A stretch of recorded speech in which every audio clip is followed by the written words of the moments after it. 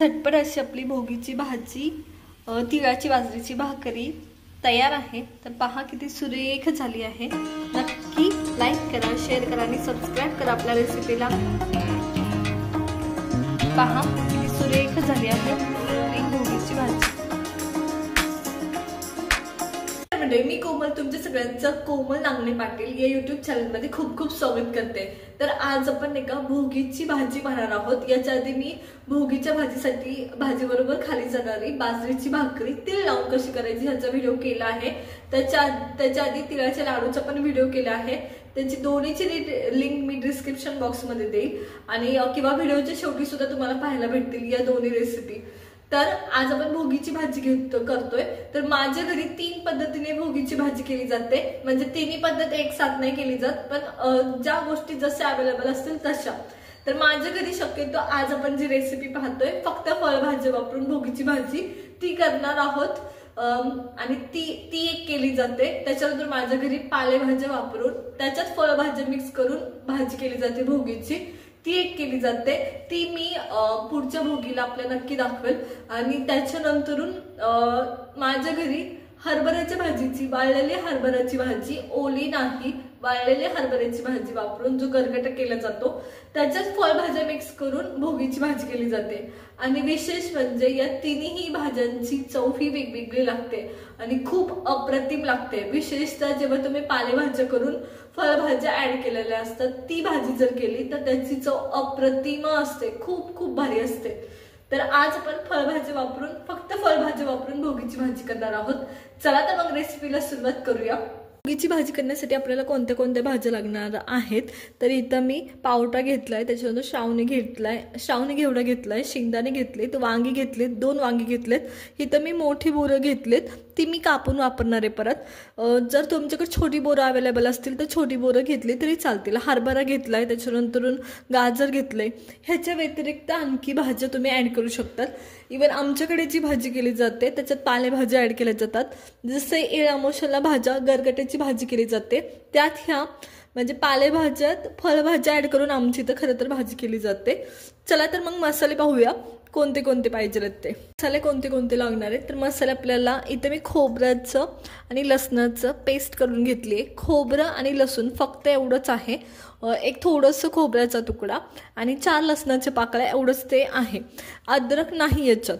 त्याच्यानंतर इथे मी घेतले लाल मिरची पावडर जी कलर येण्यासाठी वापरणार आहे, काळं तिखट जे एसूर आहे हा, तुम्ही काळा तिखटाऐवजी म्हणजे एसराऐवजी काळा तिखट किंवा तुमच्या घरात जो ठेवणीतला मसाला असतो तो वापरू शकता, हवा तो मसाला ह्याच्याऐवजी तुम्ही वापरू शकता। त्याच्यानंतरून इथं हळद आहे आणि जिरी एवढेच मसाले लागणार आहे, बेसिक मसाले लागणार आहे। मुळात भोगीच्या भाजीला त्याच्यात ज्या भाज्या वापरल्या जातात त्याच्या प्रत्येक भाजीला स्वतःची वेगळी चव असते, त्याच्यामुळे एक्स्ट्रा मसाल्यांची गरज पडत नाही। चला तर मग रेसिपी बनवायला सुरुवात करूया। बरं, याच्या व्यतिरिक्त आपल्याला दाण्याचं कूट एक ऍड करणार आहे मी। ज्यांच्या घरी सुक्या भाज्या केल्या जातात त्यांची तर कमी प्रमाणात दाण्याचं कूट वापरलं जातं, ज्यांच्या घरात पातळ भाजी केली जाते, रस्सा भाजी केली जाते त्यांची तर कूट जरा जास्त वापरलं जातं। चला तर मग सुरू करूया। भोगीची भाजी बनवण्यासाठी तर मी सगळ्यात पहिले तेल घेतले, तेल व्यवस्थित गरम झालंय त्या टायमाला मी जिरे ऍड करतेय। जिरे व्यवस्थित तडतडू द्यायची आणि मग खोबरं आपण ऍड करणार आहोत। तर इथं माझ्याकडे खोबरं आणि लसणाची पेस्ट आहे ती ऍड करतोय। खोबरं तुम्ही किसून परत त्याच्यात लसूण कुटून ऍड केला तरी चालतो किंवा मिक्सरला लसूण आणि खोबरं वाटून घेतलं तरी चालतो। तर इथे मी ओबडधोबड आधी किसले आणि मग लसूण टाकून वाटले, तर या पद्धतीने केले मी। त्याच्यानंतर मी नाही का ज्या भाज्या जरा रफ असतात म्हणजे टणक असतात, शिजायला वेळ लागतो अशा भाज्या परतून घेतेय। तर या पद्धतीने तर ह्या भाज्या शक्यतो मी आधी परतून घेते, म्हणजे ते व्यवस्थित परतलं ना की त्याला टेस्ट भारी येते। तर ह्या एक भाज्या 2 मिनिटं मी परतून घेणार आहे। मी कोणत्या कोणत्या भाज्या ऍड केल्या तर मी हरभरा ऍड केलाय, पावटा ऍड केलाय, गाजर ऍड केलाय, ह्या 3 गोष्टी मी आधी ऍड केल्यात आणि ह्या 1-2 मिनिटं मी परतून घेतलीये। खोबरं खूप काळं होऊ द्यायचं नाही, नाहीतर थोडासा रॉ स्मेल येतो त्याचा, त्याच्यामुळं। त्याच्यानंतर हळद मी ऍड करतेय, त्याच्यानंतर मला लागतं तेवढं काळं तिखट तुम्हाला तिखट आणि चवीला पाहिजे असेल ना तर काळा तिखट वाढवायचं असतं. कलरला तुम्ही लाल मिरची पावडर वापरू शकता. त्याच्या व्यतिरिक्त काळ्या तिखटाऐवजी तुम्ही तुमच्या घरातला जो ठेवणीतला मसाला आहे तो वापरू शकता. तर इथे मी लाल मिरची पावडर पण ऍड करते. तर सगळ्या गोष्टी 1-2 मिनिटे मी असेच परतून घेणार या पद्धतीने. आता राहिलेल्या भाज्या आपण ऍड करतोय. तर जसं की घेवडा माझा राहिला होता, श्रावणी घेवडा, या पद्धतीने शेंगदाणे, मी बोरं ऍड करते. तर बोरं मी या पद्धतीने कट करून घेतलेत. तर हे ऍड करून घेतोय. तर राहिलेल्या सगळ्या भाज्या आता मी ऍड करून घेते ह्याच्यात. त्याच्यानंतर आपली वांगी राहिली होती, वांगी सुद्धा मी ऍड करून घेते या पद्धतीने. वांगी शक्यतो कापल्यावर पाण्यात ठेवायची म्हणजे काळी पडणार नाहीत आणि 2 वांगी पुरेशी होतात. तुमच्या घरातल्या 5 ते 6 माणसांसाठी हे प्रमाण अर्धी वाटी, प्रत्येक भाजी अर्धी वाटी घेतली तर भरपूर भाजी होते. तुमच्या घरात 5 ते 6 माणसं असतील तर. सगळ्या भाज्या व्यवस्थित परतून घ्यायच्या मसाल्यांमध्ये आणि मग थोडंसं पाणी ऍड करायचं. सुकी करणार असाल तर थोडं पाणी ऍड करा, जास्त करणार असेल तर जास्त पाणी ऍड करायचं. तर इथे सगळ्या भाज्या मी परतून घेते मसाल्यांमध्ये या पद्धतीने. 1-2 मिनिटं अशीच परतून घ्यायची.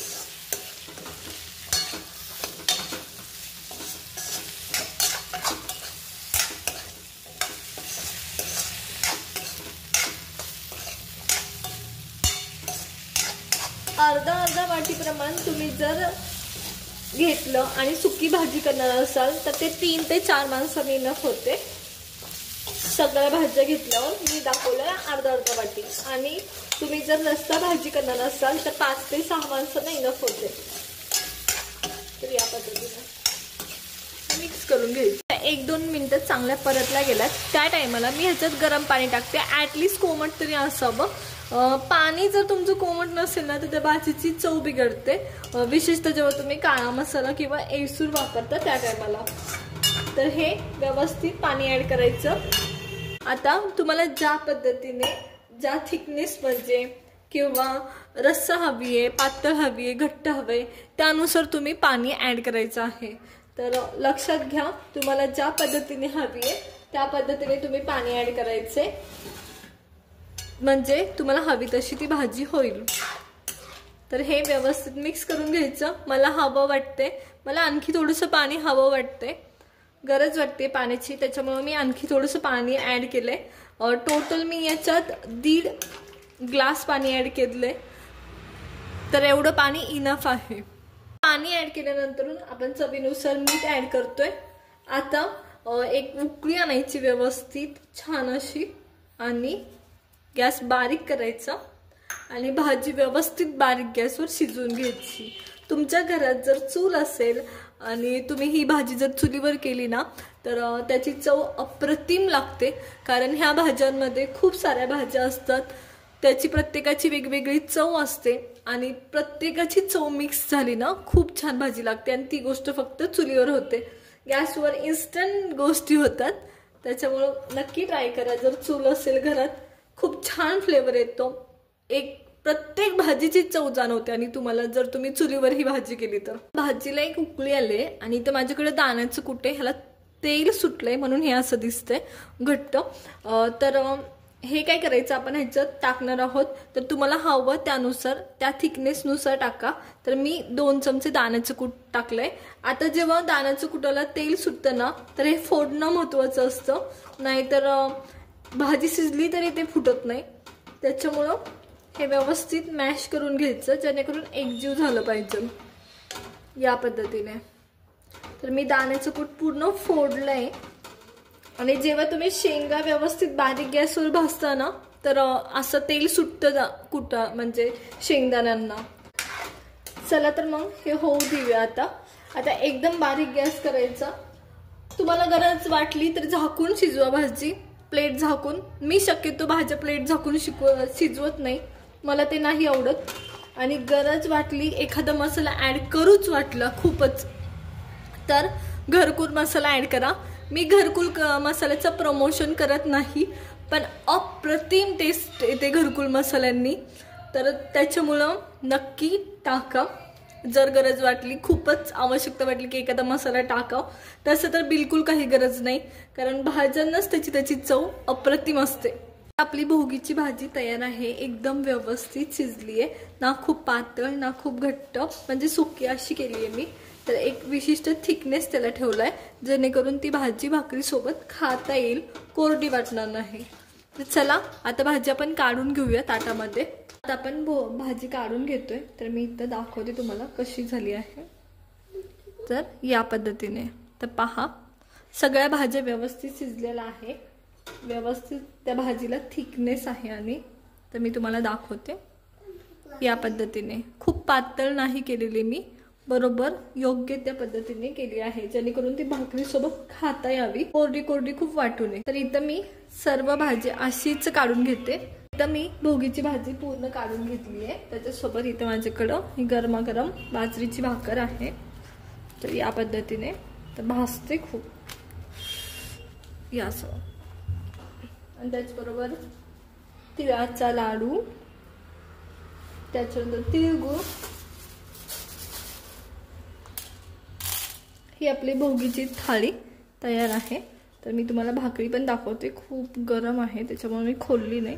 या पद्धतीने तर पहा, पूर्ण पापुंदळ निघतोय आणि बरीचशी पातळ सुद्धा आहे, खूप जाड नाहीये. एकदम गरमागरम अशी भोगीची भाजी आणि बाजरीची भाकरी तीळ लावलेली ही तयार आहे. तर तुम्हाला जर रेसिपी आवडली असेल आपल्या भोगीच्या भाजीची, तर नक्की लाईक करा, शेअर करा, सबस्क्राईब करा. तर पहा किती सुरेख झाली आहे आपली भाजी भोगीची. तर तुम्हाला संक्रांतीच्या खूप खूप शुभेच्छा. नक्की ट्राय करा भाजी. तुम्हाला आजची आपली भोगीच्या भाजीची, फळभाज्या वापरून केलेल्या भोगीची भाजीची रेसिपी कशी वाटली आम्हाला कमेंट करून नक्कीच सांगा. आणि मी जे 2 भाजीचे प्रकार पाहिले, त्यातली तुम्हाला आणखी कोणती भाजीचा प्रकार किंवा त्यातला कोणता भाजीचा प्रकार तुम्हाला पाहायला आवडेल हे सुद्धा मला कमेंट करून नक्की सांगा. रेसिपी आवडली असेल तर लाईक करा, शेअर करा आणि सबस्क्राईब करा. भेटूयात नवीन रेसिपी सोबत. तोपर्यंत धन्यवाद.